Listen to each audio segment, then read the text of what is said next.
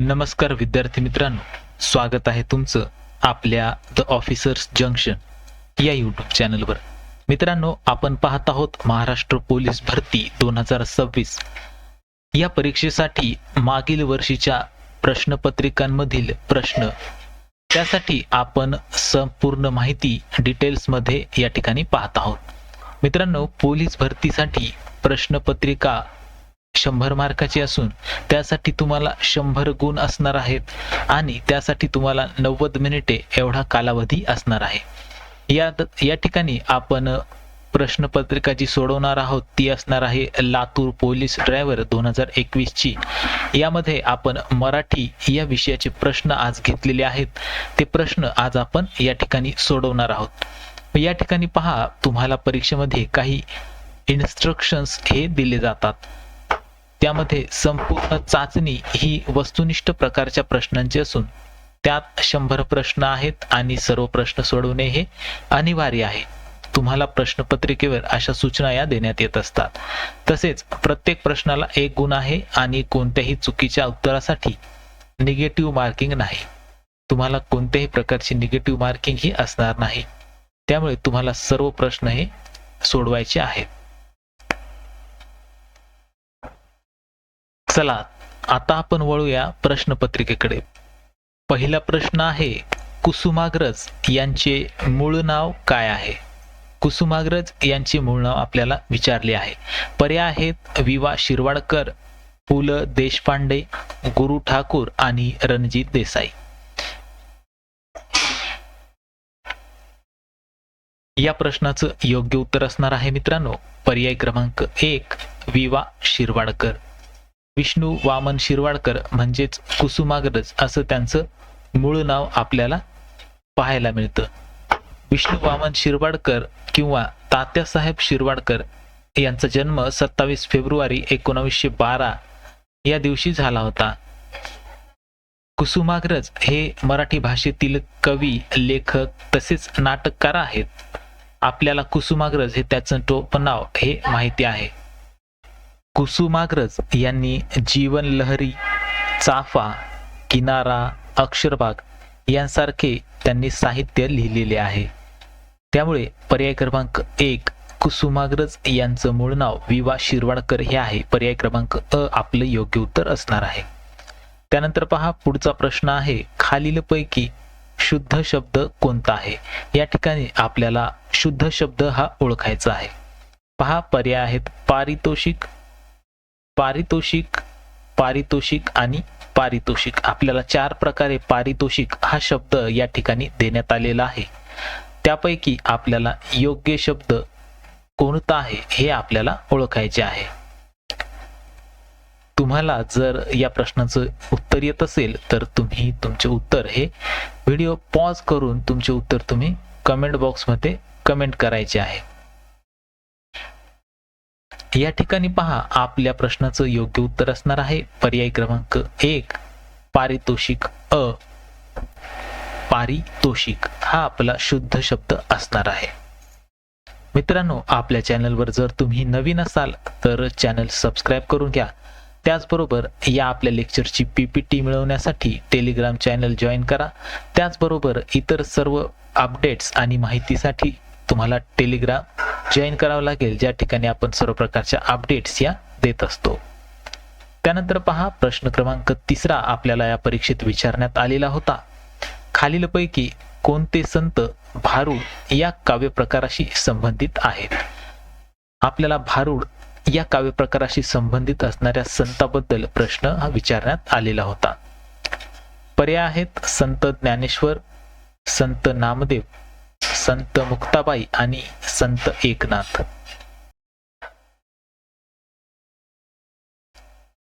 या प्रश्नाचं योग्य उत्तर असणार आहे मित्रांनो पर्याय क्रमांक 4 संत एकनाथ. संत एकनाथ हे आपल्या प्रश्नाचं योग्य उत्तर असणार आहे. संत एकनाथ यांनी भारुड हा काव्य प्रकार लिहिला किंवा त्यांनी रुजविला. त्याचबरोबर संत एकनाथांनी एकनाथी भागवत, एकनाथी भागवत तसेच एकनाथी अभंग गाथा, एकनाथी अभंग गाथा, त्याचबरोबर स्वात्मबोध, रुक्मिणी स्वयंवर, तसेच भावार्थ रामायण, भावार्थ रामायण, भावार्थ रामायण अशा प्रकारे साहित्य हे लिहिलेले आहे. त्यामुळे या ठिकाणी पहा पर्याय क्रमांक 4 हे आपल्या प्रश्नाचं योग्य उत्तर असणार आहे. पुढील प्रश्न आहे, खालीलपैकी नपुसकलिंगी असलेला शब्द कोणता आहे? पर्याय आहेत सूर्य, फडके, रात्र आणि पगडी.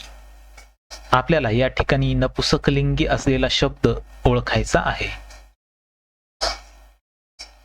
या प्रश्नाचं योग्य उत्तर असणार आहे पर्याय क्रमांक 2.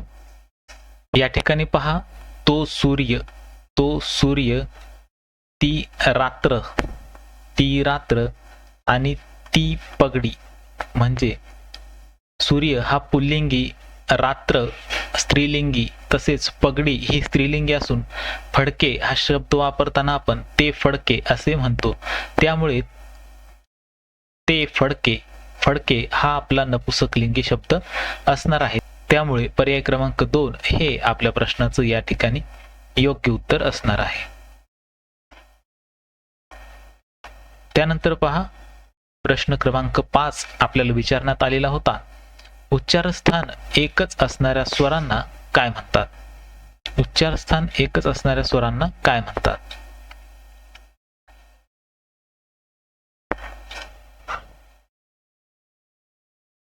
पर्याय आहेत संयुक्त स्वर, दीर्घ स्वर, सजातीय स्वर आणि ऱ्हस्व स्वर.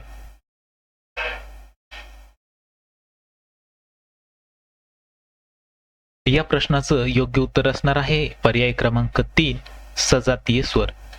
मराठी व्याकरणामध्ये पहा, सजातीय स्वर म्हणजे एकाच उच्चारस्थानातून उच्चारले जाणारे स्वर. जे एकाच उच्चारस्थानातून उच्चारले जातात त्यांना सजातीय स्वर असे म्हणतात. त्या ठिकाणी पहा, आपण पाहतो आ असेल, हे एकाच उच्चारस्थानातून येतात, त्यामुळे हे सजातीय स्वर आहेत. त्याचबरोबर ई, ई, उ, उ, ए, आय हे सुद्धा सजातीय स्वर आहेत. त्यामुळे उच्चारस्थान एकच असणाऱ्या स्वरांना सजातीय स्वर म्हणतात. पर्याय क्रमांक 3 हे आपल्या या प्रश्नाचं योग्य उत्तर असणार आहे. प्रश्न क्रमांक 6 आहे, मनोरंजन या शब्दाचा संधी विग्रह काय आहे? या ठिकाणी पहा, आपल्याला संधी विग्रह या ठिकाणी विचारण्यात आलेला आहे.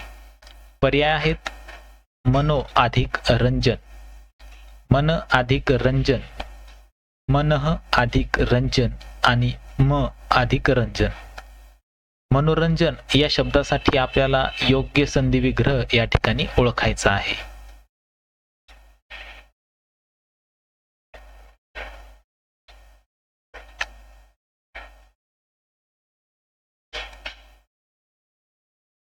या प्रश्नाचं योग्य उत्तर असणार आहे पर्याय क्रमांक 3 मनोरंजन. मन अधिक रंजन हा मनोरंजन या शब्दाचा योग्य संधी विग्रह असणार आहे.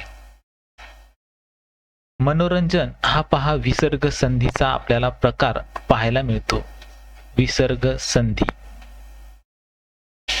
विसर्ग संधीचा हा प्रकार आपल्याला पाहायला मिळतो. यामध्ये मन अधिक रंजन हा शब्द, मन अधिक रंजन याचा मिळून मनोरंजन हा तयार होतो. त्यामुळे पर्याय क्रमांक 3 हे आपल्या प्रश्नाचं योग्य उत्तर असणार आहे. पुढील प्रश्न आहे, त्याने रजा घेतली पण तो गावी गेलाच नाही. अधोरेखित अव्ययाचा प्रकार ओळखा. या ठिकाणी आपल्याला अव्ययाचा प्रकार हा ओळखायचा आहे. त्याने रजा घेतली पण तो गावाला गेलाच नाही. पर्याय आपल्याला देण्यात आलेले आहेत सर्वनाम, क्रियाविशेषण, उभयान्वयी अव्यय आणि केवल प्रयोगी अव्यय. त्याने रजा घेतली पण तो गावी गेलाच नाही. या ठिकाणी आपल्याला अव्ययाचा प्रकार हा ओळखायचा आहे.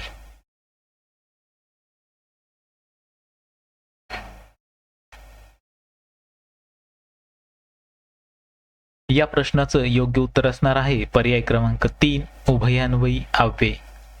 उभयान्वयी अव्यय हे आपल्या प्रश्नाचं योग्य उत्तर असणार आहे. मराठी व्याकरणात अव्ययाचे मुख्य आपल्याला 4 प्रकार पाहायला मिळतात. त्यामध्ये उभयान्वयी अव्यय हा देखील एक प्रकार आहे. त्याने रजा घेतली पण तो गावी गेला नाही. यामध्ये पण या शब्दाने 2 वाक्ये ही जोडली गेलेली आहेत. त्यामुळे पर्याय क्रमांक 3 उभयान्वयी अव्यय हे आपलं योग्य उत्तर असणार आहे. जेव्हा 2 किंवा अधिक वाक्य पण, परंतु, पण, परंतु आणि म्हणून किंवा अशा शब्दांनी जोडली जातात त्यावेळेस उभयान्वयी अव्यय हे आपलं योग्य उत्तर असतं. त्यामुळे या ठिकाणी पहा, त्याने रजा घेतली पण तो गावी गेलाच नाही. या ठिकाणी पण या शब्दाने 2 वाक्ये जोडली गेलेली आहेत. त्यामुळे पर्याय क्रमांक 3 उभयान्वयी अव्यय हे आपल्या प्रश्नाचं योग्य उत्तर असणार आहे. त्यानंतर पुढील प्रश्न आहे, मी सर्वांना सांगितले अधोरेखित शब्दाची विभक्ती ओळखा. या ठिकाणी आपल्याला अधोरेखित शब्दाची विभक्ती ही ओळखण्यास सांगितलेली आहे. सर्वप्रथम आपण विभक्ती म्हणजे काय ते पाहूया. पहा, वाक्यातील नाम किंवा सर्वनाम यांची क्रियापदांशी किंवा इतर शब्दांशी जो संबंध असतो तो दर्शवण्यासाठी जे शब्द जोडले जातात अशा शब्दांना विभक्ती असे म्हणतात. मराठीमध्ये विभक्तीचे 8 प्रकार आहेत. त्यामध्ये प्रथमा विभक्ती, द्वितीया विभक्ती, तृतीया विभक्ती, चतुर्थी विभक्ती, पंचमी विभक्ती, षष्ठी विभक्ती, सप्तमी विभक्ती आणि संबोधन असे 8 प्रकार आपल्याला पाहायला मिळतात. त्यामधील मी सर्वांना सांगितले या ठिकाणी आपल्याला अधोरेखित शब्दाची विभक्ती या ठिकाणी ओळखण्यास सांगितलेली आहे. या प्रश्नाचं योग्य उत्तर असणार आहे पर्याय क्रमांक 3 चतुर्थी विभक्ती. त्यानंतर प्रश्न क्रमांक 9 आहे, पोलिसांकडून चोर पकडला गेला या वाक्यातील प्रयोग ओळखा. या ठिकाणी आपल्याला प्रयोग हा ओळखायचा आहे. पर्याय आहेत समापन, कर्मकर्तरी, प्रधान कर्तुक आणि पुराण कर्मणी. पोलिसांकडून चोर पकडला गेला या वाक्यातील प्रयोग आपल्याला हा ओळखायला सांगितलेले आहे.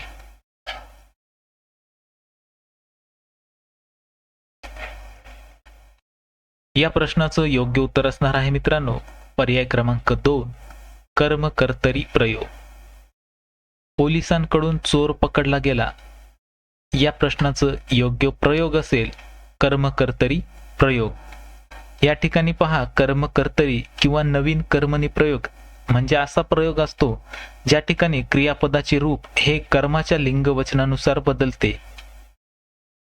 त्यामुळे या ठिकाणी कर्मकर्तरी प्रयोग हे आपल्या प्रश्नाचं योग्य उत्तर असेल. या ठिकाणी आपल्याला पोलिसांकडून चोर पकडला गेला त्यामुळे पर्याय क्रमांक 2 कर्मकर्तरी प्रयोग हे आपल्या प्रश्नाचं योग्य उत्तर असणार आहे. त्यानंतर पुढील प्रश्न आहे, खालील म्हणीचा अर्थ काय आहे. या ठिकाणी आपल्याला एक म्हण देण्यात आलेली आहे आणि त्याचा अर्थ आपल्याला विचारलेला आहे. म्हण आहे सुतोवाच करणे. सुतोवाच करणे या म्हणीचा अर्थ आपल्याला सांगायचा आहे. पर्याय आहेत सूत कातणे, सूतक पाळणे, सूर मिळवणे आणि सुरुवात करणे. सुतोवाच करणे म्हणजे काय. या प्रश्नाचं योग्य उत्तर असेल मित्रांनो पर्याय क्रमांक 4 सुरुवात करणे. सुतोवाच करणे म्हणजे सुरुवात करणे होय. त्यानंतर पहा पुढचा प्रश्न आहे, योग्य संबंध शोधा. जसे वाल्मिकी जसे रामायण, ज्ञानेश्वर या ठिकाणी आपल्याला प्रश्न विचारण्यात आलेला आहे. वाल्मिकी जसे रामायण तर ज्ञानेश्वर जसे काय? पर्याय आहेत भागवत, दासबोध, भावार्थ दीपिका आणि लीळा चरित्र. योग्य संबंध शोधा. या प्रश्नाचं योग्य उत्तर असणार आहे मित्रांनो पर्याय क्रमांक 3 भावार्थ दीपिका. वाल्मिकी यांनी जसे रामायण लिहिले तसेच ज्ञानेश्वरांनी काय लिहिली? ज्ञानेश्वरांची आहे ज्ञानेश्वरी म्हणजेच भावार्थ दीपिका. ज्ञानेश्वरी म्हणजेच भावार्थ दीपिका. त्यामुळे पर्याय क्रमांक 3 हे आपल्या प्रश्नाचं योग्य उत्तर असणार आहे. पुढील प्रश्न आहे मराठी भाषा दिन कधी साजरा केला जातो? पर्याय आहेत 10 डिसेंबर, 27 फेब्रुवारी, 15 सप्टेंबर आणि 25 जून. मराठी भाषा दिन हा कधी साजरा केला जातो?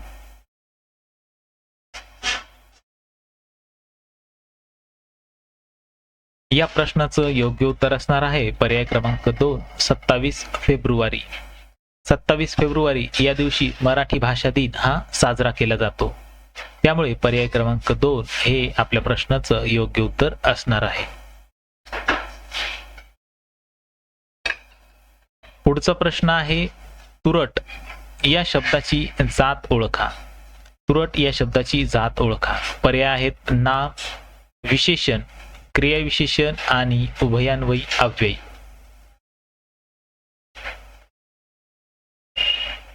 या प्रश्नाचं योग्य उत्तर असणार आहे पर्याय क्रमांक 2 विशेषण. तुरट या शब्दाची जात विशेषण हे आहे. त्यामुळे पर्याय क्रमांक 2 हे आपल्या प्रश्नाचं योग्य उत्तर असणार आहे. पहा पुढचा प्रश्न आहे मनात मंडे पदरात धोंडे या म्हणीचा अर्थ काय आहे? मनात मंडे पदरात धोंडे या म्हणीचा अर्थ आपल्याला या ठिकाणी ओळखायचा आहे. पर्याय आहेत जिथली गोष्ट तिथेच लागू पडणे, केवळ दिवा स्वप्न पाहून प्रत्यक्षात काही मिळत नाही, मिळणाऱ्या मोबदल्याच्या प्रमाणात काम करणे आणि खऱ्या गोष्टीपेक्षा त्याचे अवडंबर मोठे असणे. मनात मंडे आणि पदरात धोंडे या म्हणीचा अर्थ आपल्याला या ठिकाणी ओळखायचा आहे.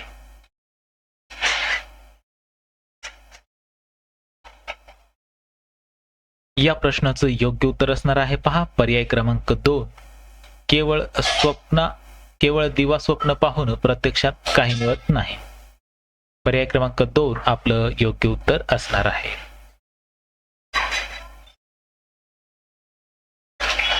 पुढचा प्रश्न आहे अनिल, मारुत, समीर हे शब्द खालीलपैकी कशासाठी वापरले जातात किंवा वापरतात?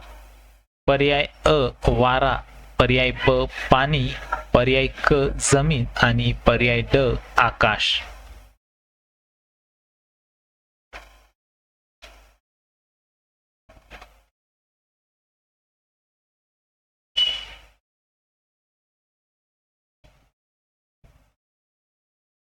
या प्रश्नाचं योग्य उत्तर असणार आहे मित्रांनो पर्याय क्रमांक अ वारा. वारा हे आपल्या प्रश्नाचं योग्य उत्तर असणार आहे. अनिल, मारुत, समीर हे वारा या शब्दाचे समानार्थी शब्द आहेत. त्याचबरोबर पाण्यासाठी आपण जल हा शब्द वापरतो.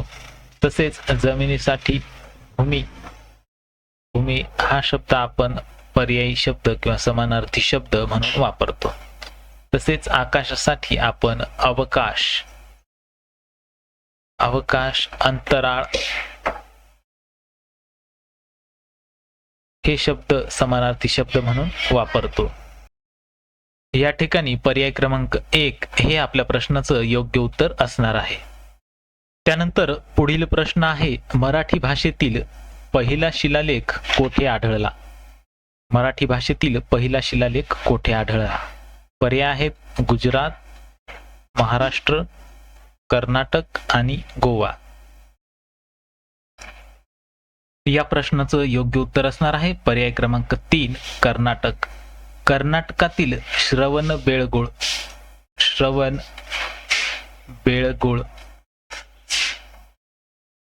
श्रवणबेळगोळ या ठिकाणी आपल्याला आढळलेला 1012च्या सुमारास जो आढळलेला होता श्री चामुंडेश्वराय करविते हा शिलालेख आपल्या मराठी भाषेतील पहिला शिलालेख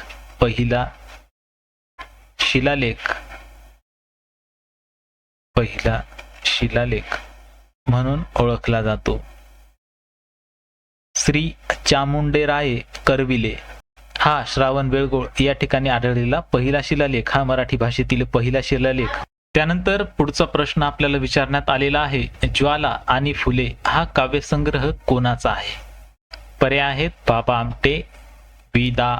करंदीकर, कुसुमाग्रज आणि केशवसूत. ज्वाला आणि फुले हा काव्यसंग्रह कोणाचा आहे? या प्रश्नाचं योग्य उत्तर असणार आहे मित्रांनो पर्याय क्रमांक 1 बाबा आमटे. पहा, बाबा आमटे ज्यांचं नाव आहे मुरलीधर देवीदास आमटे. बाबा आमटे यांनी कुष्ठरोग्यांच्या सेवेसाठी चंद्रपूर महाराष्ट्र येथे त्यांनी आनंदवन नावाचे आश्रम हे सुरू केले होते आणि कुष्ठरोग्यांच्या जीवन आणि संरक्षणासाठी त्यांनी खूप सारं काम केलेलं आपल्याला पाहायला भेटतं. त्याचबरोबर वन्यजीवन संरक्षण असेल किंवा नर्मदा बचाव आंदोलन अशा सामाजिक चळवळींमध्ये देखील बाबा आमटे यांचा सहभाग आपल्याला पाहायला मिळतो. थोडक्यात बाबा आमटे यांच्याबद्दल जर पाहायला झालं तर त्यांनी ज्वाला आणि फुले हा कविता संग्रह असेल, त्याचबरोबर उज्ज्वल उद्यासाठी हा देखील त्यांचा काव्यसंग्रह प्रसिद्ध आहे.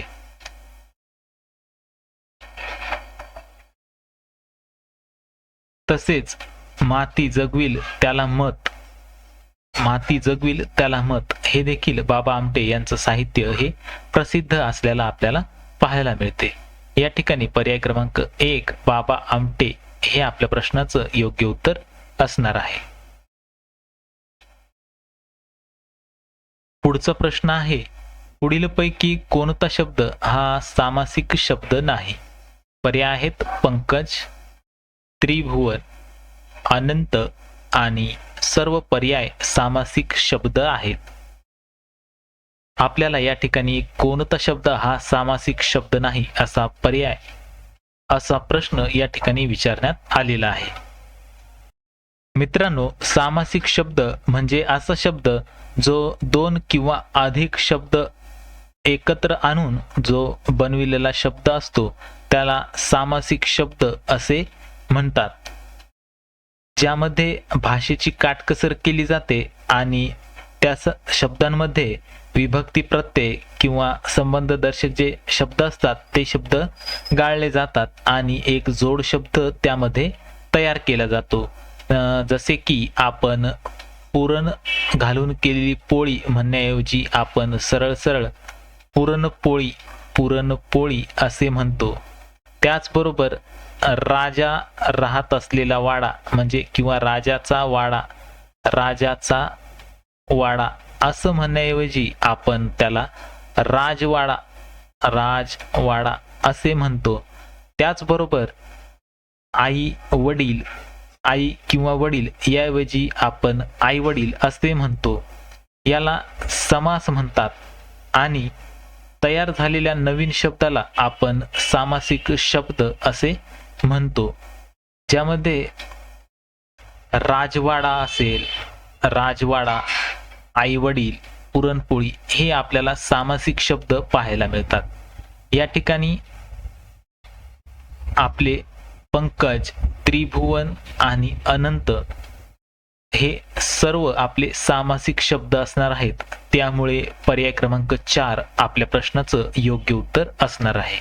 आपले 3ही पर्याय हे सामासिक शब्द असल्यामुळे पर्याय क्रमांक 4 हे आपल्या प्रश्नाचं योग्य उत्तर या ठिकाणी असणार आहे. चला वळूया पुढच्या प्रश्नाकडे. पुढचा प्रश्न आहे, पुढील शब्दाचा संधी विग्रह ओळखा. पुढील शब्दाचा संधी विग्रह आपल्याला या ठिकाणी ओळखायचा आहे. सदाचार या शब्दाचे संधी विग्रह आपल्याला ओळखायचे आहे. आचार पहिला पर्याय, सदाचार दुसरा पर्याय, सदाचार हा तिसरा पर्याय आणि सद आचार हा चौथा पर्याय आपल्याला देण्यात आलेला आहे.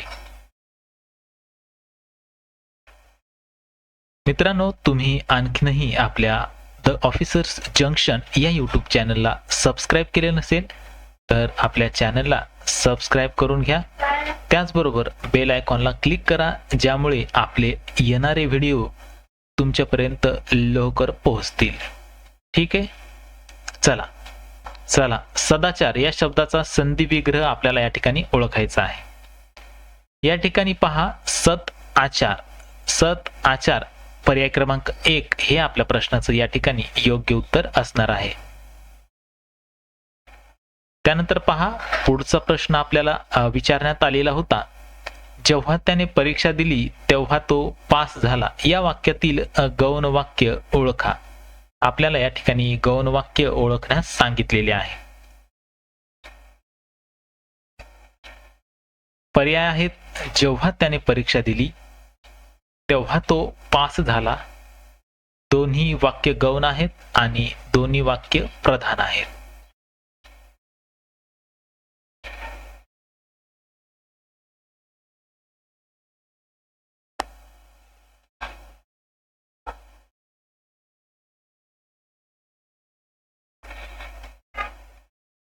या ठिकाणी पहा, जेव्हा त्याने परीक्षा दिली पर्याय क्रमांक अ हे आपल्या प्रश्नाचं या ठिकाणी योग्य उत्तर असणार आहे.